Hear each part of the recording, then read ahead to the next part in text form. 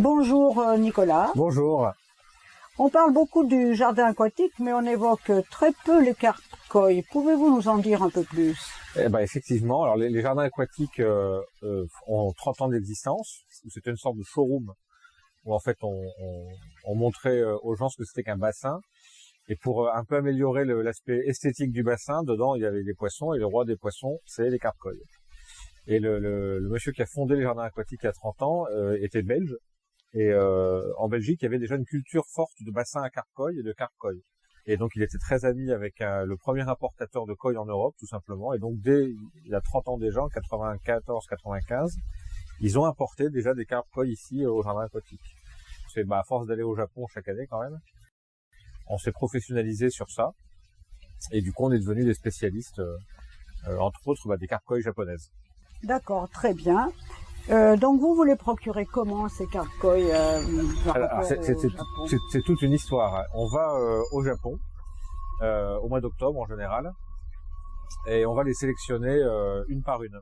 C'est un voyage qui dure une dizaine ou une quinzaine de jours. Là-bas dans le nord du Japon, il y a à peu près une trentaine de producteurs de koi qui existent depuis des centaines d'années, on peut dire. C'est à l'origine les koi.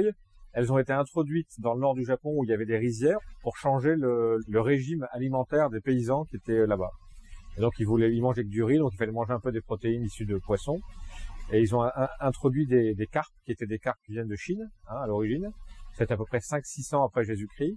Et au fur et à mesure, il y a eu des croisements qui se sont faits. Et là-bas, dans cet endroit qui est Oya City, à côté de Nagaoka, les villages aux alentours travaillent que pour les carpe-koi. Et après, quand nous on y va au mois d'octobre, ils sortent les carpe-koi des étangs, ils les mettent dans ce qu'on appelle des koi farms, c'est à peu près des établissements comme là, où nous on vient les sélectionner.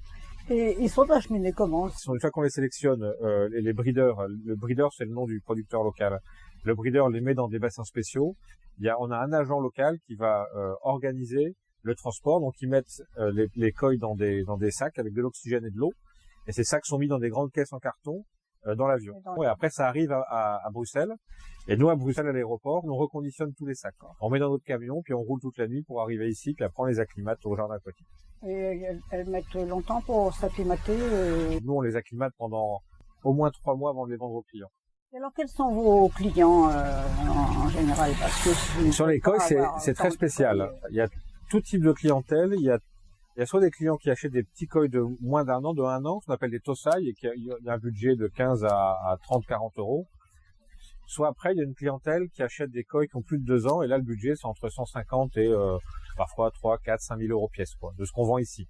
Soit c'est des collectionneurs, soit c'est des gens qui commencent à vraiment aimer l'esthétique d'un bassin, et il y a des collectionneurs très haut de gamme, et parfois, on a aussi des clients qui achètent aux enchères, donc on achète avec eux. Le gros de notre clientèle koi, c'est quand même des gens...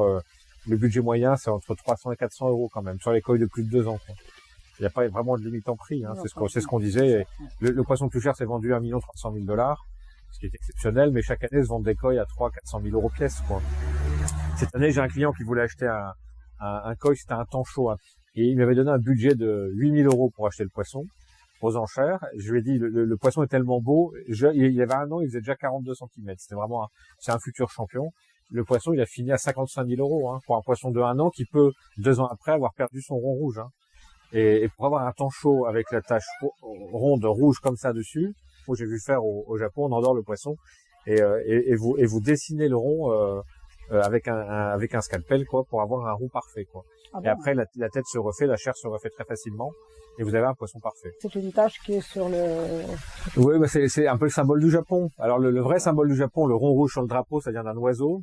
Les couleurs sont toujours naturelles ou c'est avec des croisements? Toujours. Alors les couleurs sont toujours... en fait, comme c'est très sélectionné, on sélectionne les plus belles couleurs. C'est comme si nous, on nous sélectionnait pour la plus belle qualité de peau, si vous voulez. D'accord. Et vos carpes sont sujettes à des maladies ou est-ce qu'il faut... Alors... la durée de vie. La durée de vie, ça peut vivre sans problème 80 ans, dans la région. Il y a moi, je sais qu'il y a des koi qui ont vécu 80 ans dans la région lyonnaise, là. Ici, dans le parc, on a des koi qui ont une trentaine d'années, certaines. Et après, disons que le koi, il déteste l'instabilité. Et quand il y a un manque d'équilibre, le koi, il devient malade. Plus il y a d'instabilité, plus le koi risque d'avoir des parasites. Alors après, quand on est à l'habitude, on traite très rapidement, ça se passe très très bien. Elles sont nourries avec quoi, vos carpes là? Elles sont omnivores, donc elles mangent de tout, mais les carpes-koi, elles ont une particularité, c'est qu'elles ont un foie et un tube digestif, il n'y a pas d'estomac. Et donc elles n'ont pas l'équipement enzymatique pour faire un métabolisme normal. Et donc elles digèrent en gros que des protéines, on va dire ça comme ça. Donc on donne des petits pelets qui sont faits en France dans une machine qui est en Bretagne, qui est fait selon la formule qu'on leur donne, où il y a à peu près 48% de protéines dedans. Et après le reste, il y a un peu de lipides, il y a un peu de farine, il y a des cendres, il y a des minéraux, il y a des probiotiques pour leur santé. Et puis on a de la nourriture japonaise de très très haute qualité, où vous pouvez payer des sacs des sacs de 5 kilos à plus de 200 €, quoi.